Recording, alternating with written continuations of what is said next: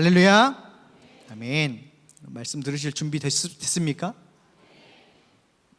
여러분, 오늘 본문에 나오는 이 소경이 다시 보게 되는 사건은 소설과 비유가 아니라 실화임을 말씀을 드립니다.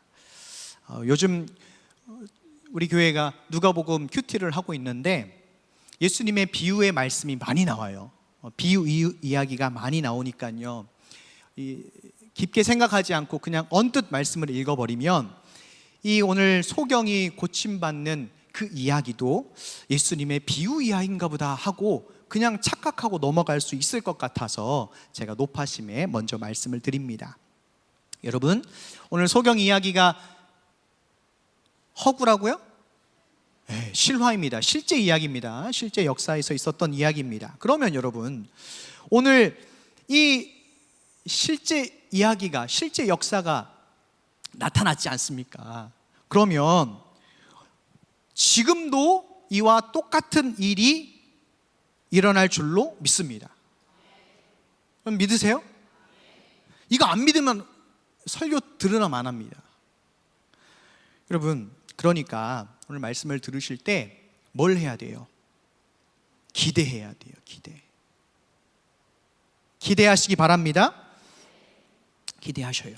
그러면 나의 영이 밝아지고, 나의 영의 눈이 밝아지고, 더러운 질병이 깨끗해지고, 나의 완고하고 고집스러운 심령이 눈 녹듯 녹아내릴 줄로 믿습니다. 아멘. 정말 그렇게 될 줄로 믿어요.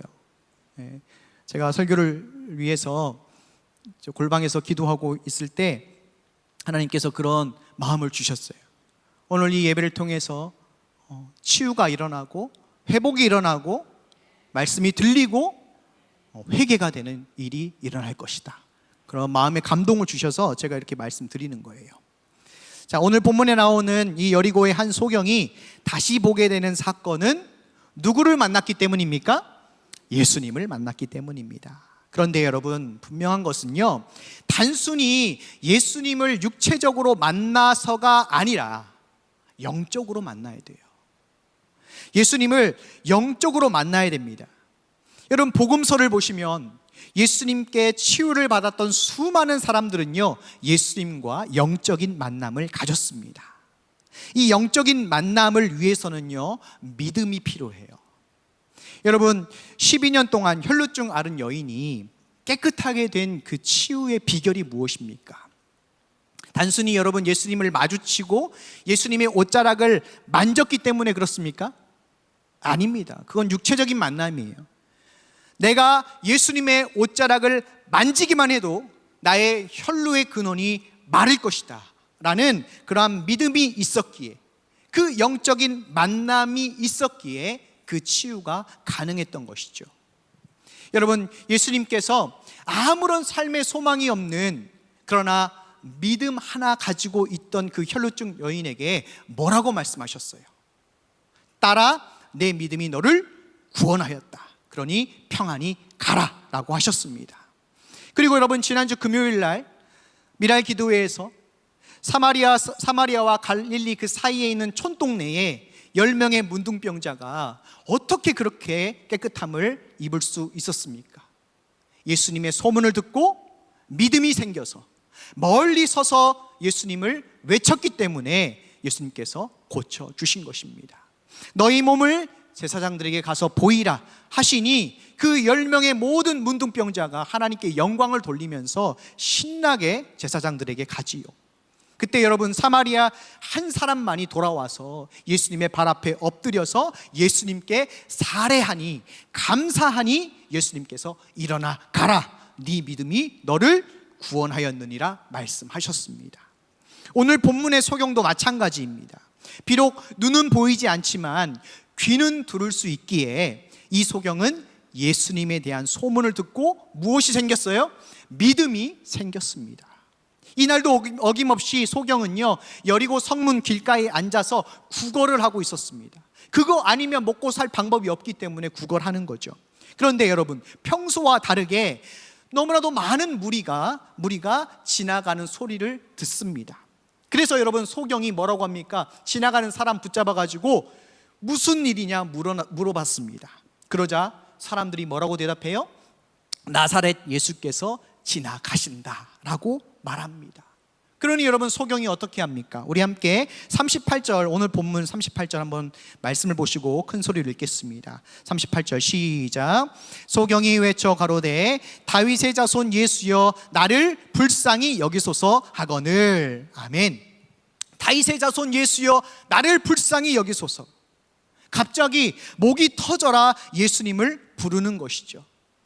이제 곧 6월절이 다가오고 여리고를 지나 예루살렘으로 가는 많은 유대인 사람들이 있었으니 이 소경은 예수님이 분명히 자기 목소리를 들으실 수 있게끔 정말 큰 소리로 소리쳤던 것입니다. 여기서 중요한 포인트가 있는데 여러분, 이 소경은요 예수님이 누구신지 분명히 알고 외쳤다는 사실이에요. 무슨 말이냐면 소경은 갈릴리의 작은 촌동네에 있는 그 나사렛 사람 예수가 지나간다는 말을 들었지만 이 소경은 단순히 나사렛 출신 예수로 생각하지 않았다는 겁니다.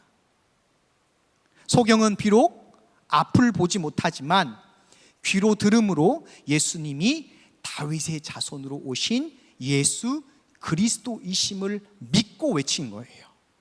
이것은 소경이 단순히 예수님께 치료받기 위해서, 멀어버린 눈을 다시 보기 위해서 거칠애로 고래고래 소리 지른 것이 아니라는 말입니다.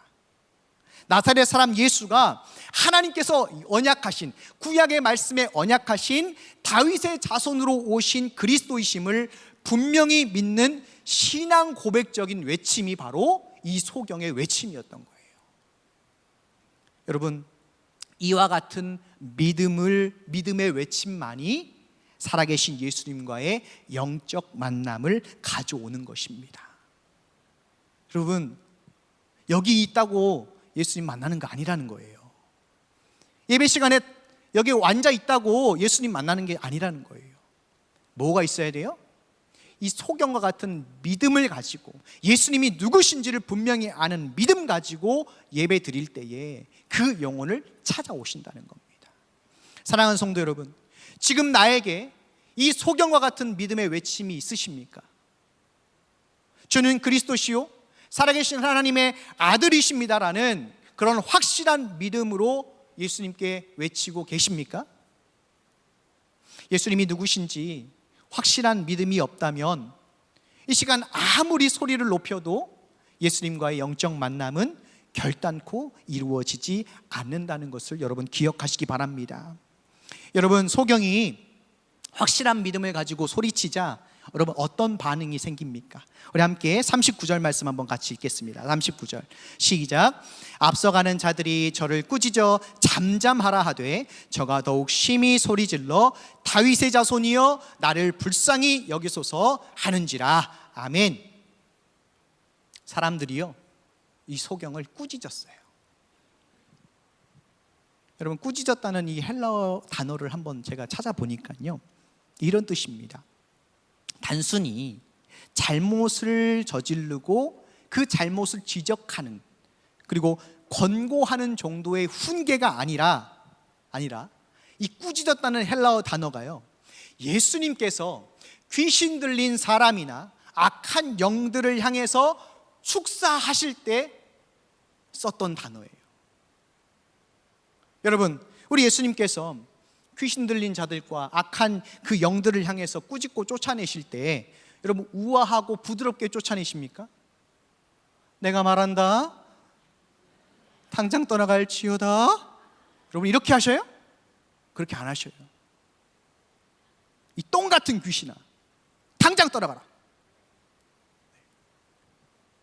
어미 너무 무섭도록 꾸짖고 쫓아내시는 거죠. 근데 여러분, 사람들이요 이 소경이 예수님을 찾고 부르짖으니까 꾸짖는데 귀신 보고 쫓아내는 것처럼 꾸짖었다는 거예요. 뭐라고 꾸짖었겠습니까? 좀 닥치라고, 조용히 좀 해. 눈을 이렇게 도끼 눈을 뜨면서 그렇게 엄히 꾸짖었다는 거예요. 하지만 여러분, 소경은 어떻습니까?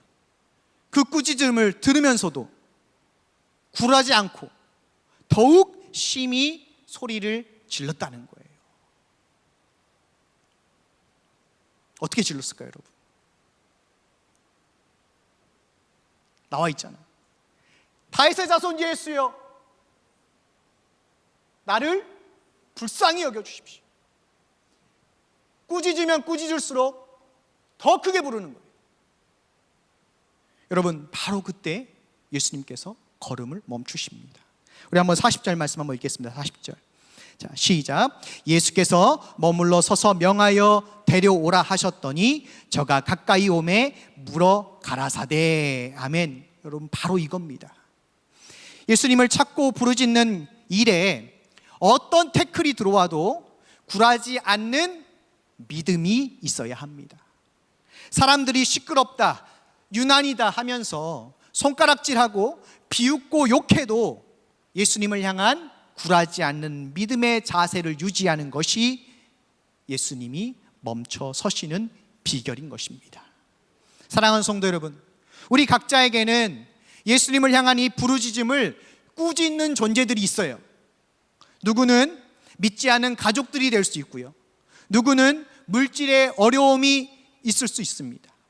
교회에 가도 기도하는 시간에, 주일 지키는 그 시간에 한 푼이라도 더 벌어야지, 그래야 되지 않겠냐고 꾸짖는 것이 있을 수 있어요. 또 누구는 세상에서는 말씀대로 살지도 못하는데 백날 교회에 와서 회개하면 뭐가 되느냐고 꾸짖는 존재가 있습니다. 그러나 여러분, 절대로 그 꾸짖음에 주눅들지 마시기 바랍니다. 그럴 때마다 오히려 어떻게 해야 돼요? 이 소경처럼 더욱더 크게 예수 그리스도를 부르시기를 바랍니다.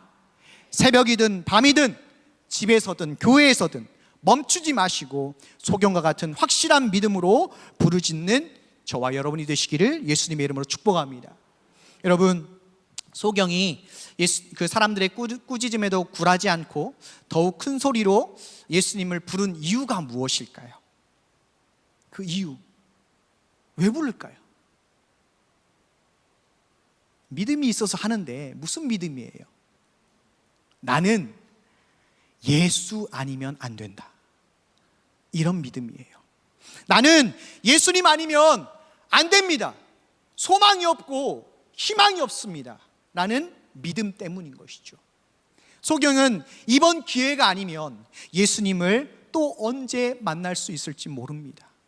여러분, 실제로 여러분 이 당시 이 말씀의 시기를 보면요, 예수님께서 여리고를 지나서 예루살렘으로 올라가시는데 그 올라가시는 이유가 뭐냐면 6월절에 어린 양으로 자신이 이제 십자가에서 죽으셔야 했기 때문에 가는 길이었어요. 그러니까 이 소경에게는 마지막 기회였던 거예요. 소경은 몰랐지만 자기에게 찾아온 마지막 기회였던 겁니다.